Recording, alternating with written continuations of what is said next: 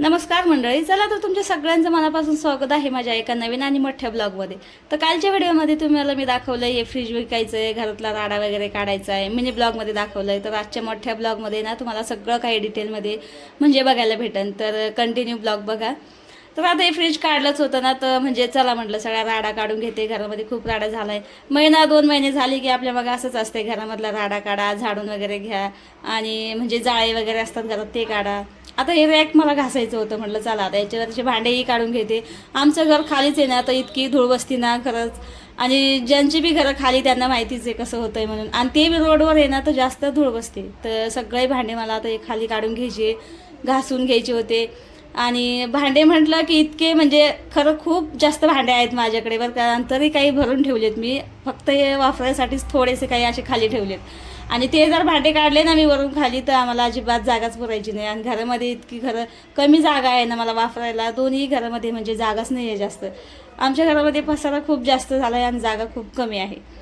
तर चला, तर सगळा पसारा वगैरे काढला आहे. आणि आता फायनली ते फ्रीज बघा चाललं आहे, ते बघा बाहेर दादूचे पप्पाने येत होते, गाडी आली होती त्याला, म्हणजे फ्रीजला न्यायलाच गाडी आणली होती त्यांनी.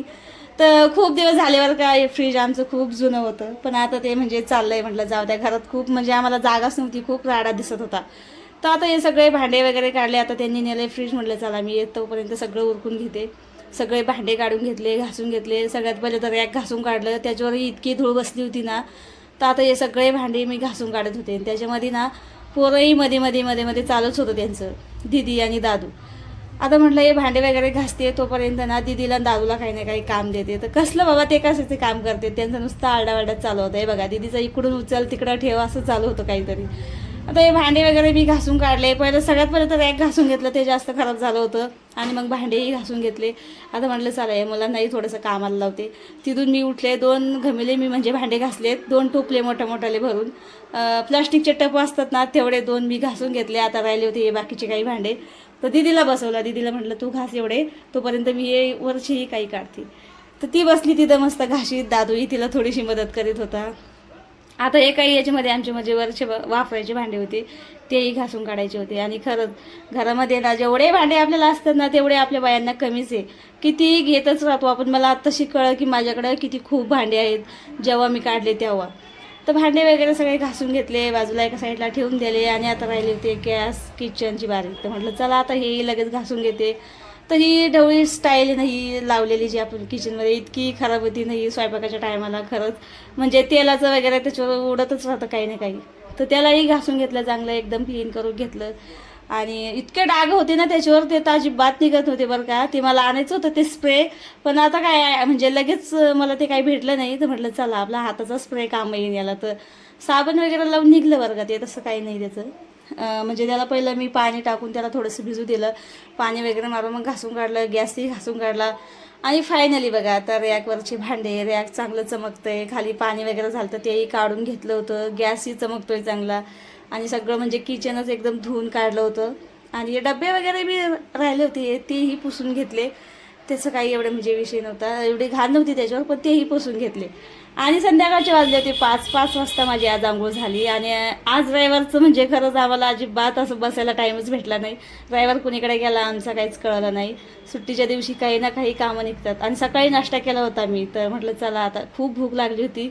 तर दादूच्या पप्पांनी ना रविवारचा बाजार असतो तिथून चिवडा आणला होता, तर मी कांदा टोमॅटो टाकून तेच मिक्स करत होते. म्हणलं आता काही ना काही खाल्लं पाहिजे, खूप भूक लागली होती. आता सगळं पसारा वगैरे सगळं आवरून ठेवलं, घरी आवरून घेतलं, पुढचंही घर आवरून घेतलं. आणि आंघोळी झाली होती, चिवडा वगैरे खाल्ला, थोडंसं बरं वाटलं. म्हटलं चला आता लगेच स्वयंपाकाला लागले. म्हणजे असं दमच नाही आहे. आजचा रविवार तर खरंच खूप कामातच गेला बरं का. आता त्यांनी आणली होती मच्छी, आणि मीच सांगितली होती की मच्छी आणा म्हणून, मलाही खायची होती. आणि ते काही खात नाही. आमच्या घरामध्ये असं आहे, एक खातं ते एक खात नाही. दादू आणि मी खाते मच्छी, आणि दीदी तिचे पप्पा खात नाही. तर त्यांनी आणलं होतं त्यांना चिकन.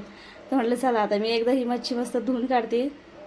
आणि चिकनची भाजी मला बनायची होती दोघाला, कारण ते दीदी आणि तिचे पप्पा खात नाहीत ना मच्छी, त्यांच्यासाठी चिकनची भाजी बनायची होती. तर पहिलं ना म्हटलं चहा ठेवते.